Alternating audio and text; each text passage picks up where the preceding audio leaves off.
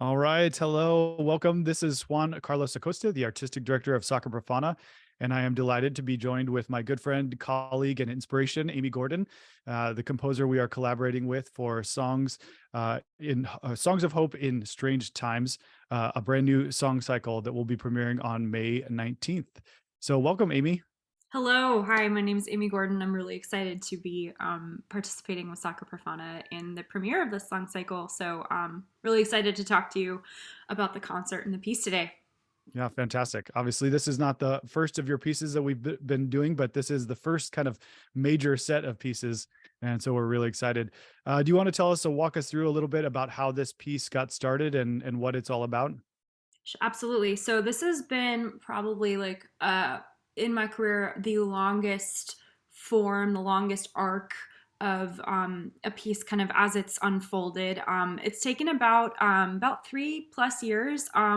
It absolutely was inspired by the COVID-19 pandemic, but I hope that it also has a life of its own outside of that. And I wrote it, just kind of as a personal emotional response to what I was feeling and like some of the words that I needed to hear and to process. But I really hope that I tried to make the text more universal and as a framework for anyone to kind of process as the song cycle is. I was originally going to call it Songs of Hope. And something was kind of gnawing at me saying that just doesn't feel complete. And then just in a flash, I was like, it needs to be in strange times. So Songs of Hope in Strange Times. My hope with this whole cycle as it's kind of unfolded is that there are times in our lives that just, that don't quite fit in to the everyday routine. So each of the five movements kind of is a time in our life where things are strange. They're kind of weird or off, or that narrative that we maybe go live our lives by kind of falls apart. And what do you do in those times? And so my hope with this is that it gives a framework to both process but also to rise out of that. Um, Absolutely. so yeah, I don't know if you want to get into details now, but I can talk about kind of the strange order that I did not compose it in 1 through 5. It was a very interesting order of composition and Yeah, absolutely. So, I mean, when we initially kind of talked about this project, we started with the third movement, which, was fantastic. But before, we had assembled all of the movements, I had kind of expected for this to be sort of a progression, starting with the beginning of the pandemic and then how things progressed. But now that I've had a chance to kind of live with the piece for a little bit, I've realized that it's not a progression. These are experiences that almost everyone had at some point or is still having. And so it was really profound to kind of make that connection. So why don't you talk about how like the sequence of how the pieces were written and then how they fit together? absolutely. And I really have you and Sacra Profana and the board to thank for really, you were the first group that I really told about this project. It was something that, so I wrote movements 1, 2, and 3. And maybe before I get too deep, let me just kind of just go over the whole order. So Sure. the whole cycle is called Songs of Hope in Strange Times. And I want it to have kind of an inverted arc, so kind of a U. 5 movements. It's kind of symmetrical. We'll talk maybe, if you want to hang on in the video, we'll get some deep into nerdy theory talk. But it starts with In Times of Descent, which obviously is kind of like March 2020, like when things just descending. It could be descending mentally, descending just, the order of life just kind of seemed to disappear. It's like, what is happening? And then movement 2 is kind of, somewhere around here where we're all starting to kind of go into hibernation, stay at home orders, whether, um, you wanted to or not, you kind of couldn't really go anywhere, right? So that's In Times of Hibernation. And that was the one that you initially commissioned. And movement 3 is actually kind of the actual climax of the piece in terms of the lesson that I learned. We'll talk if we have a chance to talk about the text. That's really where the answer is that it is here you simply breathe, knowing that this period, you period, it is enough. And so we'll maybe get into that. But that's actually the stasis in times of stasis where nothing seems to be happening. For me, kind of unveiled itself as like the most crucial answer is that maybe it's okay. Life is still life when nothing's happening. But then movement 4 in times of reemergence is kind of when, maybe after that deep period of quiet, you're starting to kind of reemerge. And then in times of rising, it's kind of like the triumphant. I don't even want to say triumphant, but you're coming out of this period. So it kind of has this like inverted roller coaster, so to speak. So yeah. Did you want me to talk a little bit now about that's kind of the ideological framework, but now Sure. the practical framework of how did this actually come about? Yeah, sure. And I mean, maybe just before we get there, a note that the texts and the music are yours. These are original texts. So Yeah. for those of you that didn't know that yet, these words were penned by you. So it's a very personal kind of statement there. It is, yeah. And I think the reason, I've been writing songs my whole life, and I've been in love with lyric writing and I teach lyric writing classes. And, but it's weird. I've always kind of have these two parts of myself separate. And I know that you also play like rock music, so I Yep. think we're both kind of like living in multiple worlds, right? But Yep.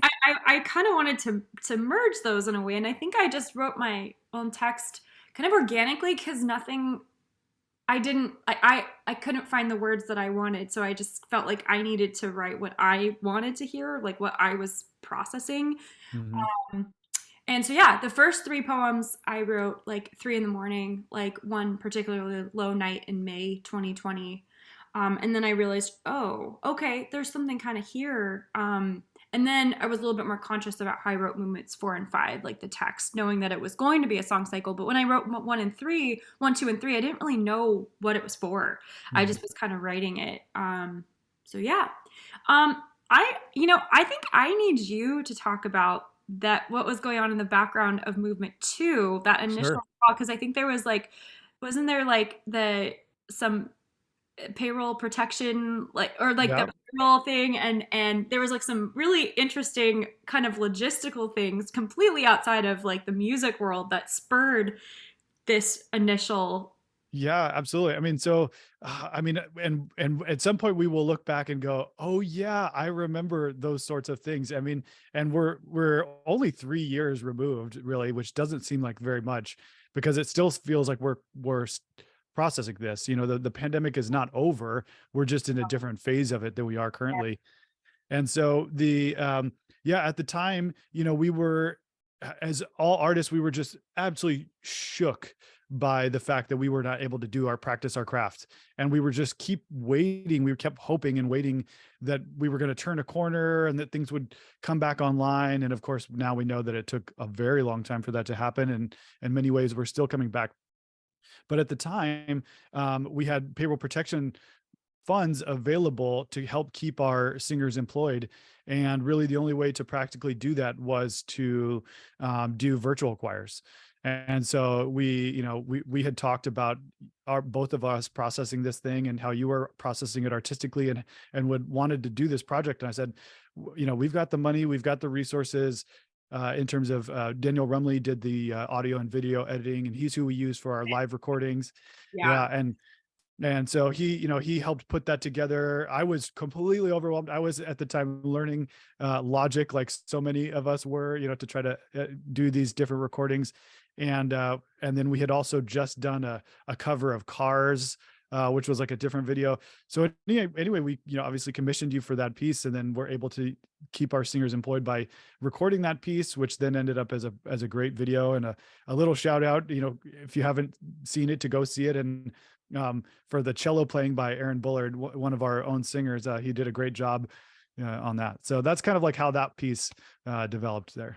Yeah, and it was interesting. I mean, going back to, I think I had a week turnaround because I think you texted me and you're like, "Hey, we have a little bit of funds, like, but we need to use it by the end of the fiscal tax year." I think, Yeah. right? So Yeah. for composers or people watching, like sometimes like there are like random factors like that are just thrown in out totally outside of music, like fiscal years and Yep. cool government funding. But that's always a great text to get, so thank you for reaching out. And yeah, and at the time I don't think I had really told anyone actually about the project. And Mm.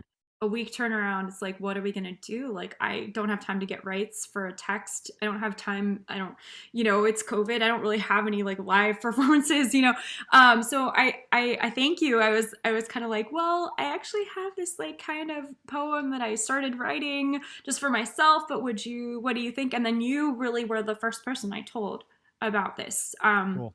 And I think you were excited about In Times of Hibernation, and if you want to go check out the video, I also made some artistic choices based on virtual choir. Hmm. So that movement was actually written for virtual choir. So that's why I only did solo cello to make your life a little easier. Yep. No divisi, and I tried. There was no tempo changes, so I tried to make it labor labor friendly in terms of the mixing on the other side. So if you get to go to the live premiere or check out the score, keep that in mind that movement 2 was actually written practically because of all the things that were going on at that initial May 2020, June 2020. So I think that's kind of interesting too, musically. Yeah. And I mean, I'll just add to that it was, I had kind of an emotional response in hearing the choir sing it for the first time live this week. It was like, wow. And then just, I was very appreciative of the recording. I thought they did a great job. Daniel did a great job with the mixing and everything. Um, but just the subtlety of some of the beautiful elements that you did, the crescendos and then subito pianos that were so effective with the text, just really come to life in person in a way that they never could on a recording. So I'm excited about that. So that's a plug for coming to see it live. Yeah, it's very surreal to have a piece premiered only virtually, now interacting with it in the real world. It's like, that's probably not something that Mozart or Beethoven ever had to deal with, right? How does my piece sound on Zoom? How does my piece sound on virtual choir? And then also, how does it sound in a church or in a concert hall? So it's interesting. Definitely Yeah, some strange times. indeed, indeed. Uh, About the overall structure and maybe the sequence in which they were composed, or do you want to go straight to the sequence of it? so I'll just do a brief kind of overview of how it came, and if you're a composer who's watching, this hopefully is a little bit of a glimpse behind the curtain of sometimes just how things like happen. A lot of times it's factors kind of outside your control, or like things just kind of happen randomly. So movement 2 was premiered by SACRA PROFANA virtually, June 2020, I believe. And then movement 3, I got a text from a good friend, Kelly and Self, who you two should know each other if you don't. So shout out to Kelly and Self. She was in process of getting her master's degree in choral conducting, Cal State Fullerton. And she was looking to commission a piece for her graduate recital. And so she reached out and said, would you be interested in writing something? I said, of course. And I think this was around the time that we were working on In Times of Hibernation. And she didn't, we didn't really have like a set theme or anything, but I said, I just did this movement 2 with SACRA PROFANA. Would you want to hear any of the poems? And so I read her In Times of Stasis. And again, as a composer, it's very scary to kind of pull out your own text and like kind of a project that's really close to your heart and share it and be like, what do you think? Here's my child. Tell me, what you think of it. But she connected with movement 3. It was going to be for her high school choir that she was conducting. And she thought the text would resonate with the students as well. So that ended up being premiered by Westminster High School Choir for her graduate recital, spring concert in, I think, spring 2022, so just last year. And I ended up writing for the full string quartet. And she asked me to add a treble choir because she also had a treble choir that she wanted to feature. So it ended up working out kind of nicely because each movement has like a little bit of a different texture. So that one, it's interesting, is actually to me the whole climax of the piece, even though it's the quietest and kind of like the static, that to me is the emotional. So also in this, I had to kind of keep this arc in my head for 3 years but going completely out of order, and for different groups too, right? Like I wrote for a virtual SACRA PROFANA, very different than I did for high school choir, in an in a live setting.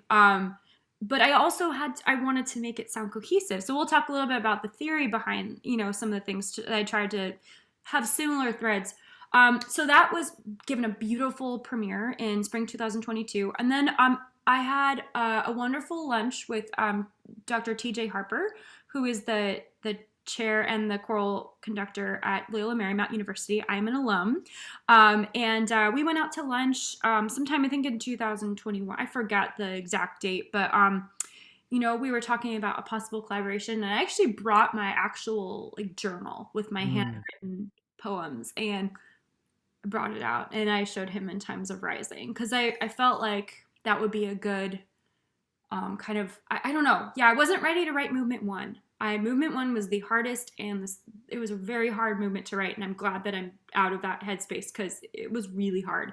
So luckily he really liked the text of In Times of Rising, and I wrote that for the LMU concert choir, and they actually just premiered it, I think 4 days ago. Cool. So it is literally hot at the press. It sounded fantastic. It was wonderful, and an interesting experience to hear, kind of the final movement 3 years later. And then movements 1 and 4 were kind of a conversation between us saying, hey, the cycle's so close to being done. Would you be interested in you were the ones who initially really believed in the project. Would you like to kind of premiere the whole thing? And I finished movement 4. I was dreading movement 1 in Times of Descent. It was just too scary and too raw. And so even movement 1 was the last one I completed, and I had to like take a break from the computer for like weeks after that, because it was tough, like emotionally. It's a deep dive, pun intended, on that one. Yeah. But I think one of the things, as we're kind of pulling the whole song cycle together in person for the first time, that we're experiencing is that so much of this speaks to the mental health journey. Aside from the pandemic, but so many of us had a mental health journey through that pandemic that kind of mirrors this arc as well. And we learned so much about that process. So I think now that we're like pulling the ink off the page and putting it into actual voices, and it makes sense that In Times of Stasis is kind of the emotional climax, even though you're going to get to this, that in terms of like that inverted arc, it's the low point, in a one way of looking at it. So it's just to affirm like that, and to kind of give a little context for people who are going to experience this for the first time. Yeah, no, absolutely. And if you read the program note in the program, or when I release the cycle for sale, I'll include like a preview perusal score.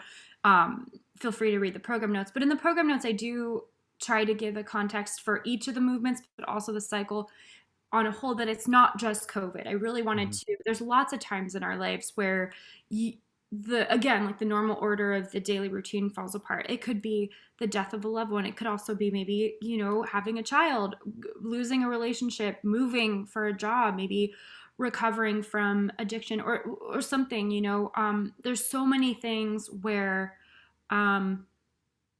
there's a kind of that inverted arc, and you kind of retreat and then come back with new eyes and heart and mind. And so I hope that the cycle is just a framework for people to process whatever they're going through, or whatever experiences in the past. Yeah, absolutely. So do you want to talk a little bit more about the kind of construction of the whole thing? Yeah, absolutely. Oh, and I did want to throw in a couple books that I was reading at the time that really inspired me. So I was reading Man's Search for Meaning by Viktor Frankl. That really, I think, I believe it's a doctor who lived through the concentration camps in World War II, and just his search for meaning, like in times of deep suffering, and that really, I think, was a huge inspiration for movement 3. Was that like the actual meaning is just being alive, and like whether it's suffering or whether it's enjoying life. Like that's just, if you can find meaning in being alive, that's the true, I guess, meaning. Yeah. And then the second book that I was reading is Wintering by, I believe, Katherine May. If you haven't read it, it's a really beautiful book. I love the color of the cover. It's called Wintering: The Power of Rest and Retreat in Difficult Times. And it was kind of unknown at the time, but now I see it on a lot of shelves in like Barnes and Noble and Target. It's not sad. I was expecting it to be kind of sad but it's actually just a collection of stories. And their first like chapter had some quotes that just brought me to my knees. So if you haven't read it, I encourage you to check it out. It's a really that life actually happens during times of wintering. That wintering early, like the times where everything seems cold and like no, there's no life. Actually, that's crucial. I think she calls it the crucible or the catalyst for life. And that really, that had a lot of inspiration for the whole cycle too. So that's cool. Yeah. I'm going to leave those in the description. That's right. Yeah.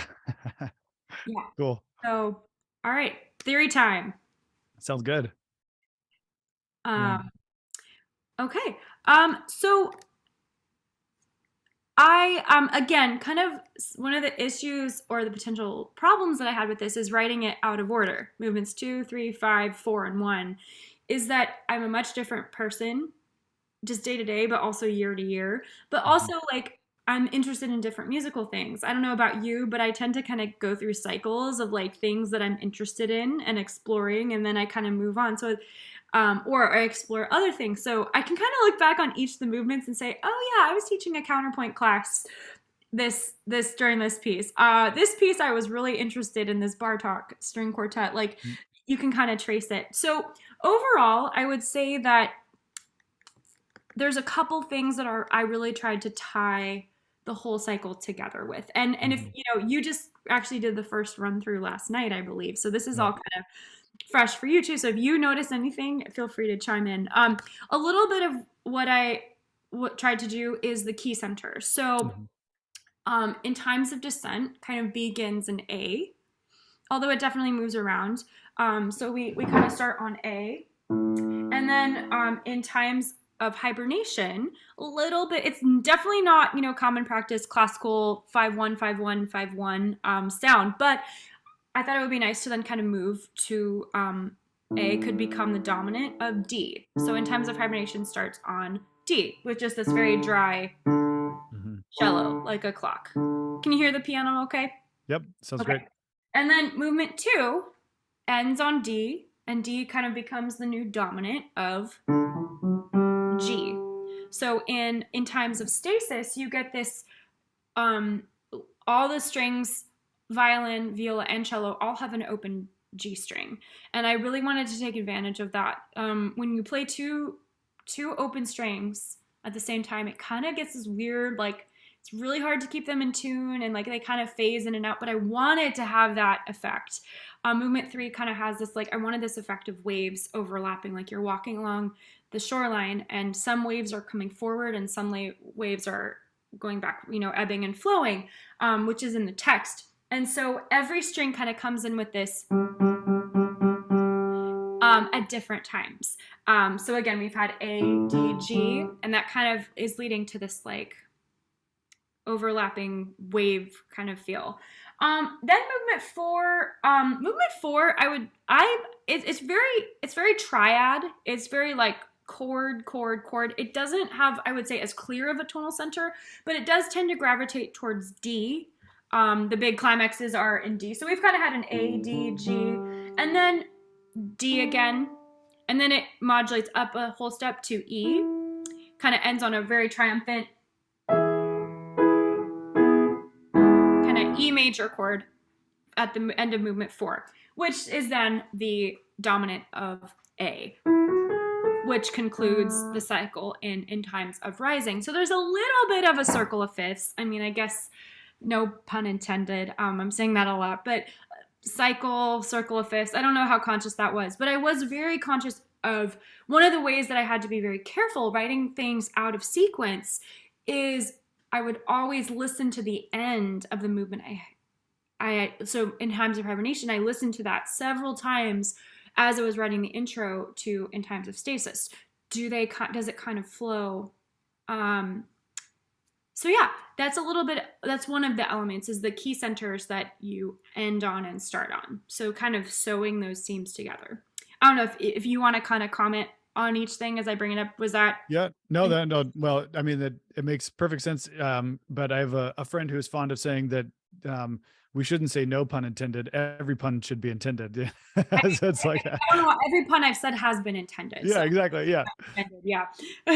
No, it's good. Yeah, it's these are like kind of like, high level views of the piece that, I probably won't really kind of feel or experience until we get a full run through of it, because right now we're just kind of at the micro level in terms of, getting the notes and text and bringing that expressive element out. So but that's good. And I think it's helpful, for us preparing it, singers, conductors, to be able to kind of understand those connections and how that happens. So I know you have a lot of other like kind of levels of connection and theory stuff. Do you want to start diving into that? Yeah, this is like such the most exciting moment as a composer theory, person. Yeah, so just key center wise, there is definitely a connection. Another thing that I hope is apparent is that there's an element of micro polyphony. So if you don't know what polyphony is where there's kind of different things happening in each voice. So block voicing, where the choir is kind of all moving at the same time, is called homophonic texture. Polyphonic means that each voice is kind of doing something different, or they have an independent shape and rhythm and contour. So I was teaching a counterpoint class, so that's probably why I was like really interested in applying a lot of this. But I don't know if you're familiar with Ligeti's micro polyphony, where if you're familiar with a round, like Mary had a little lamb, little lamb, little lamb, and then another person comes in. No, I'm thinking row your boat. Sorry, row, row, row your boat, and then another person starts, but after you're already on the second line. But a micro canon is where you maybe sing the same thing but a 16th note later. So or maybe an eighth note, so it's really compressed, and so you just get this like wall of sound, but everyone's actually singing very related things, but it's kind of independent in terms of you're singing the same thing but at different times. So that was definitely woven in every single movement. So in Times of Hibernation, there's is it here in the state of waiting? Is it here? And then you're going to hear, is it here? You're going to hear the same thing offset, I think by a half note or a whole note. So that was kind of that was the first movement I wrote. But movement 3, you get this in the strings, and then violin 1, and then violin 2 does the same thing, but a measure later. And then the cello does the same thing, but 2 beats later. And then the viola does the same thing, but a quarter note later. So I start compacting the amount of time. And that's all over the place in movement 3. Movement 5 has a very deliberate, what we call a canon or imitation in the middle section. Can I actually share? Yeah, let's go for it. Cool. So I just have kind of a working copy here. So if we look at movement 5, so if we look kind of, I need to remember where it is. Okay, so here is this middle text. It says, the sky and sea, an unknown brilliant blue. So I wrote this before, I wrote this movement 2, 3, and 5. So this was the third piece I wrote. So the tenors have this kind of triumphant, the sky and sea, an unknown brilliant blue. So taking that, and then I had kind of all 4 parts, doubling with the strings, kind of echo that. So you hear the tenors, and then the altos up a third, and then the sopranos, and then that continues. So you can almost like trace like a line: tenors, altos, sopranos, basses. And if anyone studied counterpoint or something, or sung Mozart, Beethoven, this will be kind of right out of that kind of counterpoint textbook kind of thing. And then this kind of continues. So I had a lot of fun kind of challenging myself to do a 4-part canon and not have it, I don't know. It's something that I feel like I don't push myself to do enough. So it was a lot of fun writing this. But the text here is the sky and sea, an unknown brilliant blue, the ocean's floor, a marker of the depths we fell. And then it says, our remind us that our stories, our songs, only time can tell. So if you remember that line, let me just show the text for this. So the whole thing is here, but the sky and sea, an unknown brilliant blue, the ocean's floor, a marker of the depth we fell. So when I was writing movement 1, again, I wrote movement 1 almost 2 years after writing this, I believe. I was like, how am I gonna like have these in dialogue? So here's the cover. I was like getting a license for a cool picture. So the text for this one is kind of, again, like this palindrome. It reacts, movement 5 is definitely calling on movement 1, or movement 1, when I wrote it after movement 5, is reacting to this. So we descend below the surface to where no light breaks through. Is it here in total darkness where there is no sky or sea in this floorless ocean? Is it here the answer finds us? So I didn't even really realize some of the connections in the text until after I'd written everything. And I'm still kind of finding things like, oh, I didn't even realize that I was using the sky and sea like throughout the whole cycle. But in here, so in this total darkness where there is no sky or sea, in movement 5, the sky and sea, an unknown brilliant blue, you can now see it, right? But here, like, you're so deep in the ocean that there's no light. So movement 5 is, again, a direct reaction to that. And then in this floorless ocean, so in movement 5, it says the ocean's floor, a marker of the depths we fell. Mm-hmm. We know how far you fell. But when you're actually falling, you have no idea where that bottom is, right? Mm-hmm. So a little bit of the kind of the wisdom that comes at the rising, where you're able to look back and see how far you descended. So I was like, oh, that's kind of cool. I didn't really even realize that in movement 5, I talk about the same thing. So what I did, and this again was very conscious, I flipped that canon or that thing, but I flipped it upside down to kind of be like a inversion. Let me see if I can find it. So here, so if you remember, the sky and sea, an unknown brilliant blue. So here, instead of going down a 4th and then up a 5th, I went up a 4th and then down a 5th, up a 4th, down a 7th. And a little bit of creative license. But then I also have the same kind of imitative, the sopranos and tenors, and then the alto. And they, again, it doesn't go on as long as in Times of Rising, but this, for sure, if you're listening either, after the fact or at the live performance, please come to the live performance. It's going to be awesome. But if you, if you maybe want to spend some time with the score, once I have it all finished up, I will put it on my website, have a perusal score, so you can take a look at it. Very, very conscious of the sky and sea, total darkness, ocean's floor reoccurring in both and being treated musically. But yeah, so I think, yeah. And then one more theory thing is this whole cycle is very modal. So rather than being just, kind of C major or A minor, it's like maybe C major, but with a flat. C mixed Lydian or C Lydian, where you raise the 4th. So if you're singing or listening to it, kind of listen for those. It sounds familiar, but it also has some surprises to it. Yeah. So yeah, I think. Thank you for letting me talk. I've been wanting so badly to talk about my inverted canon. Yeah. I'm so happy to have gotten a platform. So if you've made it this far, thank you so much for talking about my inverted canons with me. Yeah, I love that stuff. I will say I shared with the choir last night that my favorite lyric so far is in that 5th movement right now, that that a marker of the depth we fell reminds us that our stories are songs that only time can tell. And that image of like songs being told and not sung, there's just so much that you can interpret or unpack in that. or that songs are stories. It's just, I think there's a lot. Your imagination can run wild with that leaving one little lyric.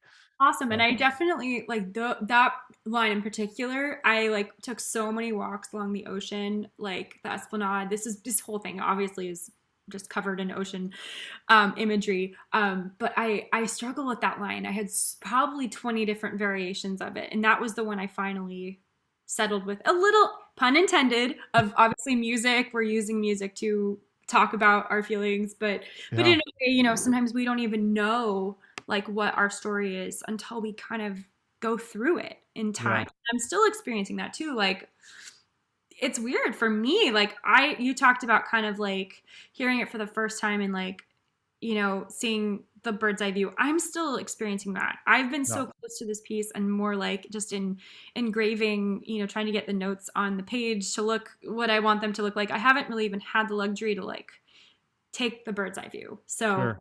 yeah. Yeah, cool. With maybe just a couple more minutes, do you want to talk at all about kind of instrumentation and your approach, like the different textures you're creating in this piece? Sure. So I sent out an email blast, I think January 2020, before I knew what was going to happen. And I just kind of to some of my choral director friends. I don't know if you were on that email. We I'm had not we had sure. Yeah, collaborated. probably. Yeah. Just just seeing some dreams that I had. Hmm. Because at that point, I think I had mostly written for, maybe only written for choir, a cappella, or choir and piano. Hmm. And as much as I love piano, it is my instrument that I feel the most comfortable with. And I feel sometimes that I get kind of maybe stuck in like Hmm. certain voicings or certain chord progressions. And I just wanted to kind of shake myself up a little bit. So one of my dreams was to write for choir and anything but piano. So choir and maybe solo strings, choir and string quartet. Obviously, my big goal one day would be full choir, full orchestra. That would be Hmm. amazing, but kind of working up to that. But yeah, so with this, I really tried to, I think this would be a good opportunity to write for something that's not just piano, because when you write for string quartet, it really opens up the voicings, right? You can write Yeah. just beyond what your hands can stretch to, and just the sound of the strings too. Piano can't, if I play a note, I can't sustain it. It goes Hmm. away. But with strings, you can really sustain that tone. So in times of stasis, I feel like I could really play around with like the overlapping, the same G string, but in multiple instruments. Or in piano, I feel like that's not something that I would think of because it's not really possible in the same way. So yeah, Sure. it was really cool writing for string quartet and choir. Yeah.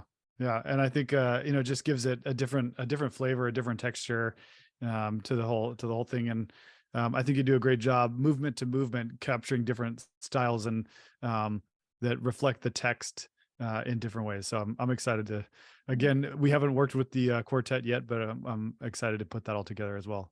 So Yeah, super excited. Oh, and another inspiration behind the instrumentation was Kellyanne Self, who mm, commissioned Movement 3 for her kind of high school combined with her graduate recital. She was mhm. doing Jake Runestad's I think Hope of Loving. I hope Yep. I'm getting it right. And that I believe uses a string quartet. So, Mhm. if there's going to be a force like that already on a concert, I said, "Oh, well, can I write for string quartet because you already have it?"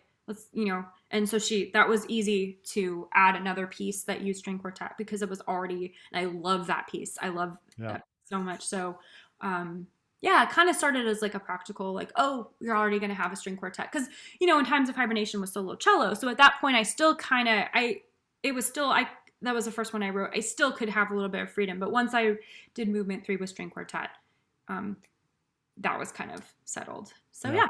Fantastic. Cool. Well, thank you for spending some time with us.